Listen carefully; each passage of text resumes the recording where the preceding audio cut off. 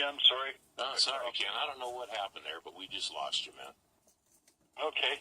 Anyway, personal income up 0.2%. Consumer spending up 0.4%. That's a pretty good sign. The consumer accounts for about 70% of the economy. Yeah. Core inflation up 0.1%.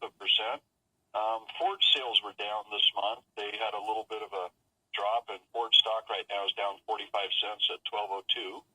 And the market's lower right now. The Dow down 73.7, and this will be the seventh down day in a row for the Dow. So it's starting to pull back a little bit. NASDAQ down 32.1, and the S&P 500 is down 11.6.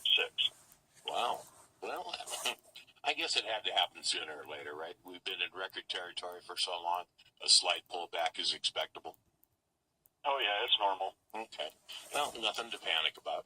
But I do have a quick question. Oh, you know, when I'm here, I sometimes have good questions. Here's one. Can somebody earmark their insurance for something after they pass away so that their kids benefit from it? But can life insurance be invested when it's paid out? Can you make that directive before you die, or is that up to the beneficiary? Yeah, you can. If you have a trust to be the beneficiary, then the funds can be invested and distributed according to the terms of the trust. Okay, so it has to go directly to the beneficiaries, and they're adults. That's their money. They can do what they want.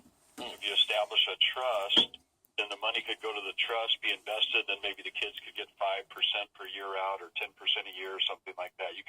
Then you can control those distributions. So then it'll be after I'm dead, will I actually have control and say about what they do? As opposed to now. Yes.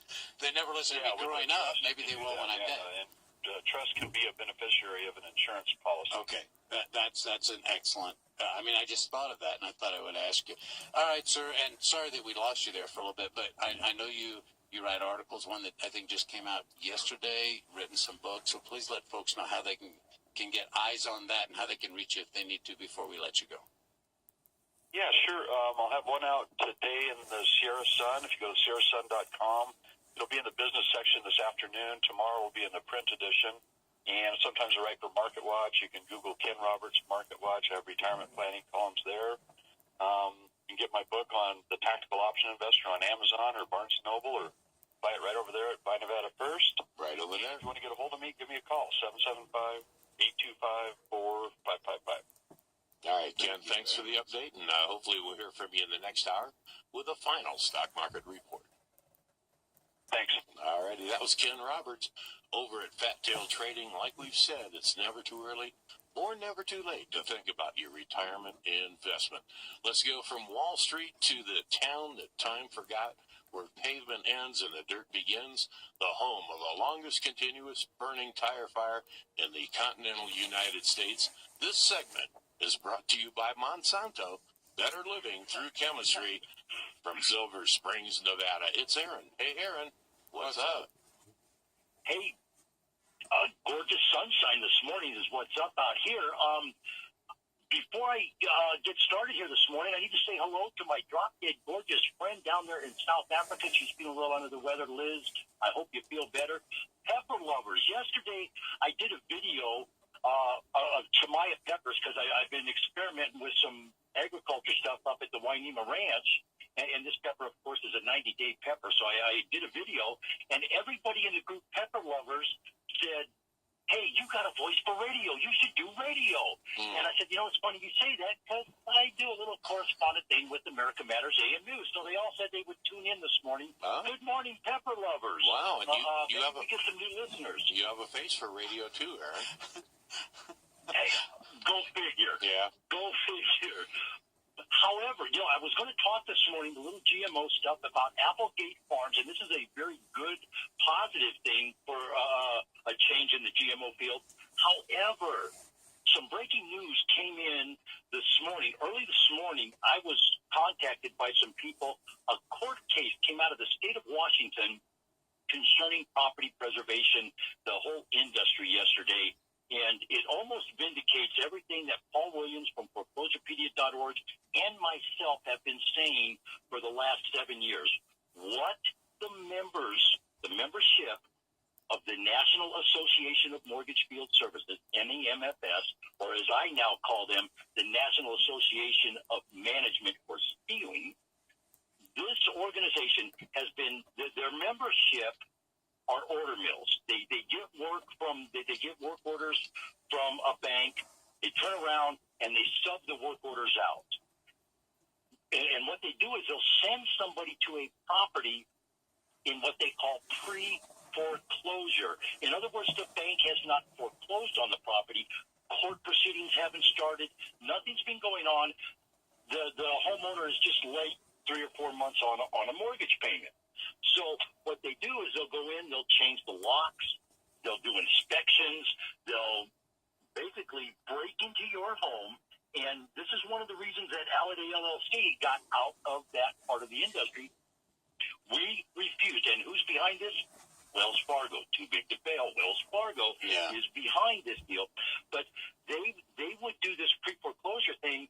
Well, we have to protect our asset. And yesterday, Washington ruled it's not your asset until you foreclose on it. Therefore, you cannot send anybody to that property. It's illegal.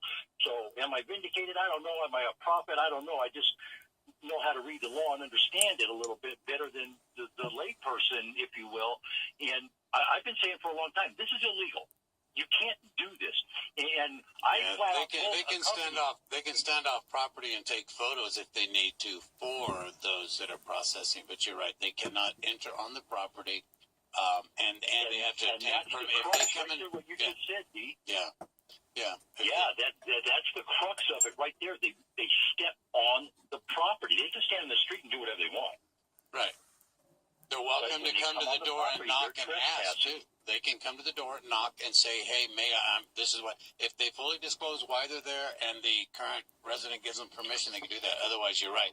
You find them wandering around in your backyard, and absolutely. And I'm glad the judge decided. 99%, 99% of the time on this issue here, nobody's home when it happens. Yep. People come home, they find their locks changed, they go in their house, there's stuff missing out of their house, and the liability, when part of my job as a COO of Halliday LLC was to keep the company solvent, number one, but to protect the company also, legal ramifications, liability issues, and stuff like that. And when I looked at some of this stuff that they wanted us to do, and I said, there's absolutely no way. My insurance doesn't cover that. There's no way I'm going on anybody's property. There is absolutely no way I'm going to change a lock on a door if that person is still living there. There's just no way. And we refused to do it, and consequently, it created a little ripple effect with our company throughout the industry.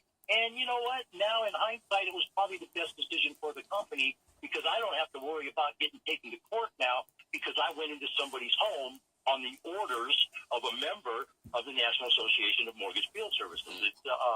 It's gotten really ridiculous. But what this did, what Washington State said was, you cannot take control of said property until you foreclose and legally it's been given back to you. So they can't do these inspections. They can't do the lock changes. They can't go mow the lawns. They can't do any kind of work.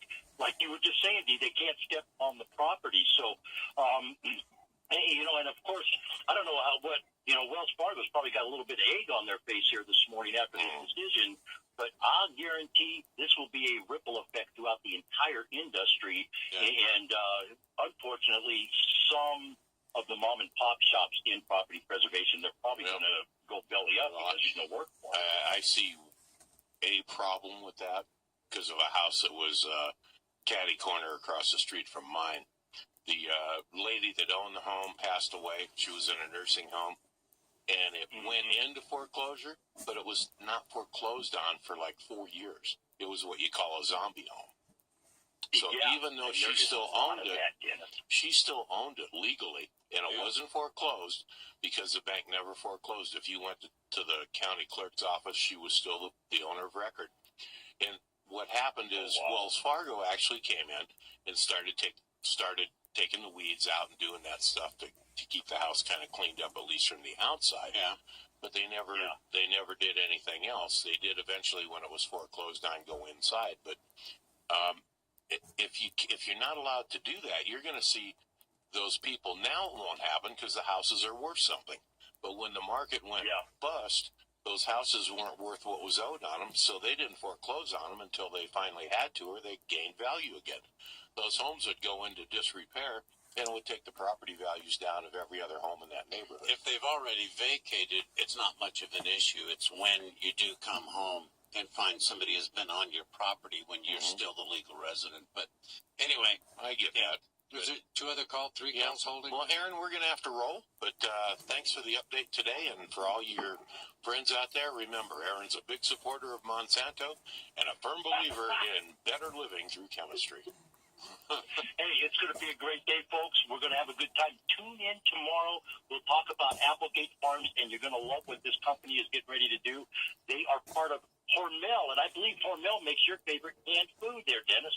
Spam. Spam. I love Spam. It's going to be a great day. You bet. It's going to be a great day, folks. Let's have a good time. Let's all be safe out there. All righty. That's Aaron from Silver Springs, Nevada. Let's go to a way more progressive and more modern part of the world. Dubrovnik, Croatia. Take rural Route 1 out of town. When you get to the fork in the road, take it. If you follow these simple directions, turn around 180 degrees, and you'll be at the front door of the Casa de Rachel. Hey, Rachel, what's up? Have I done, y'all? Hey, barn door to you, too. So, we're trying to catch a 3-legged dog, Yes. which you were discussing earlier. Well, his name's Lucky.